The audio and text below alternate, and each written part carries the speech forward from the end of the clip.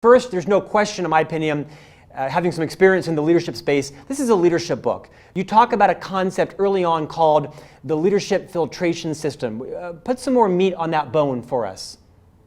Yeah, it was really interesting. When I was exploring leadership on my blog years ago, there seemed to be two totally different perspectives on leadership. You saw a lot of research that basically said leaders don't matter. If you've got a team of A players, they'll self-organize. You don't need some figurehead taking the credit. And then there was a bunch of research that said leaders can be transformative, and it's huge, and they unite people and energize them. And it just seemed totally contradictory.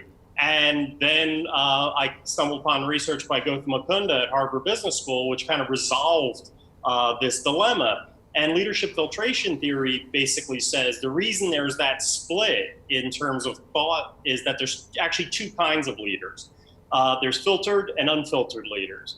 And filtered leaders, move up the chain. Like, if you're gonna be CEO of GE, you're gonna get filtered. You're gonna have to make it to vice president, senior vice president. You're gonna have to keep moving up.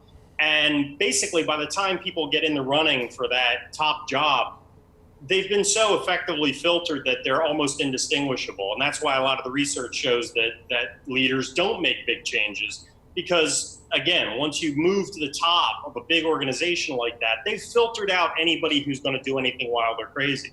But then you have unfiltered leaders. So entrepreneurs, or when you look at like when the President of the United States has to step down and the VP who was never elected has to take office. What goes on there? And what you see is people who produce big sweeping changes. Sometimes they're bad, sometimes they're good.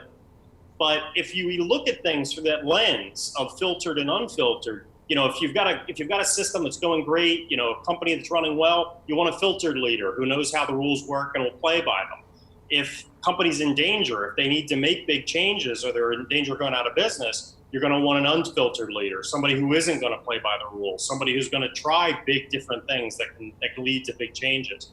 So it's a different lens to look at leadership through that can really be helpful.